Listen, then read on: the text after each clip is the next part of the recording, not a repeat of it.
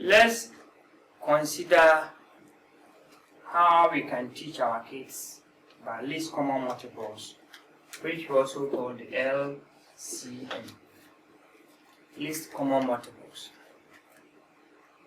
At the JSS level, the assumption, or what we presume, that the students know already is about multiples of numbers. So they know what is meant by multiples of a number. And so if you ask them to talk about multiples of a particular number, it is expected that they will be able to give you those numbers. For instance, if you talk about multiples of 2, you know 2 times 1 is 2, 2 times 2 is 4, 2 times 3 is 6, and so forth.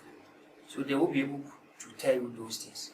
But how do we use that concept to teach them about the least common multiples of some two numbers? Okay?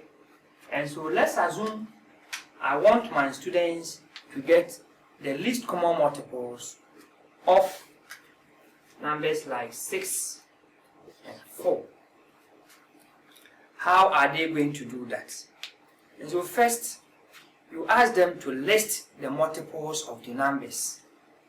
So they can list the multiples of 6 as the set of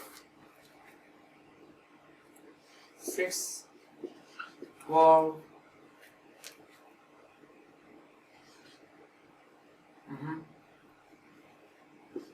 18, 24, 30, 36,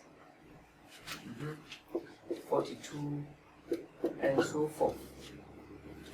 And then you also guide them to list the multiples of 4, which can also be done by 4,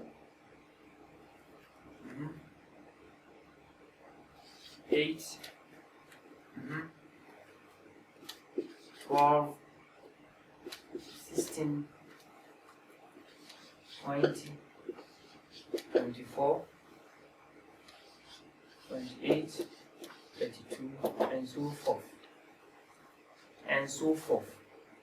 You cannot list all of them. Okay. So when they are done with that, you then guide them to list the common multiples. So common multiples.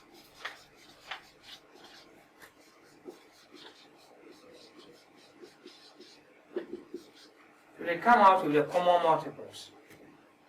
And the first one, you get 12, you get 24. If you proceed, you are going to get 36, and so forth. So when they are done with that, you ask them to get the least number, the smallest number among the common multiples. And that one is going to give you an answer of 12. So this tells you that the least common multiples of 4 and 6 is 12 in this particular manner. So now you first ask them to list the multiples of the numbers.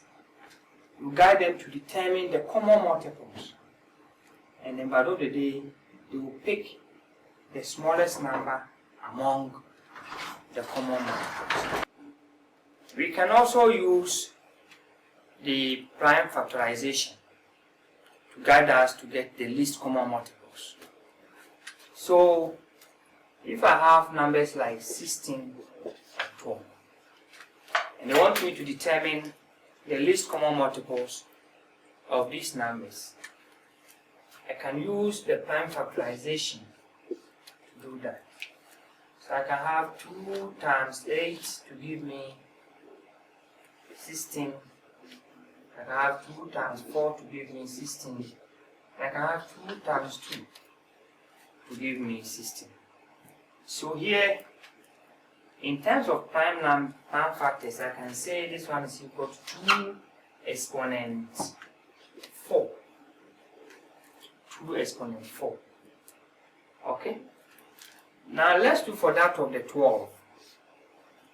This is 2, 6, 2, 3. And so this one is also giving me 2 exponent 2 times 3 exponent 1. You will notice that in this case, this number system is not having any prime number involving 3.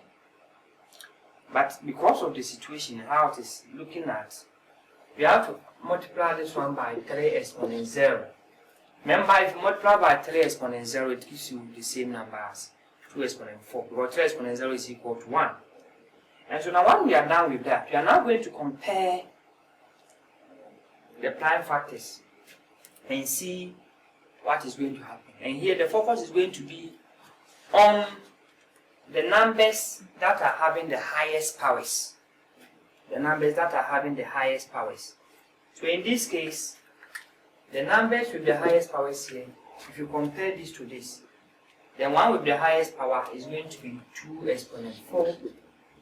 And if you compare this one to this, the one with the highest power is also 3 exponent 1. Therefore, what is 2 exponent 4? 16 by 3. And what is 16 by 3? 16 times 2 is 32. So by 3 is going to give you 40. And therefore, using this approach, the least common multiple of 16 and 12 is giving us 48. Okay? This is how I started by that. When they give you the numbers, use the prime factorization approach to get the numbers in this way. So I did for the 16, 16 times 2 is 8. 2 times 2 is 16. Then 2 times 4 is 8. 2 times 2 is 4. And so I got 2 exponent 4 for the 16. Then I came to the 12. I had 2 times 6, 12. 2 times 3, 6, and I did that. And eventually I got 2 exponent 2 by 3. That's for the prime factorization. Prime factors there. But I saw that this one is having an exponent of, a 3 with an exponent 1. Here it doesn't involve that. So I multiply this one by 3 exponent 0 for an explanation. Meaning that 3 exponent 0 is 1. Multiplying 2 exponent 4 is going to give you 1. In that sense, you get the same 2 exponent 4. Okay. And so when we are done with that, what we are going to do is that you look through the prime factors and look for the one with the highest power. And here we got 2 exponent 4 with the highest power. Here too we got 3 exponent 1 to be the highest power. And when we did that, we converted this one to a whole number, and that one gave us from the indices to this, and this one gave us 16. This one gave us 3. So 16 times 3 gave you 48. Which means that the LCM of 12 and 16 is what? Is 48. Thank you. Now after multiples, we're going to talk about factors of a number. You know, a factor of a number, we say that if one number divides a second number exactly, then the first number is a factor of the second. If one number divides a second number exactly, then the first number is a factor of the second number. So if I have a number, say 12, and so if I divide 12, which is the first number, by a second number, say 4, and gives me an answer to be 3, which is a whole number, then it means that this 4 is a factor of the 12. Okay.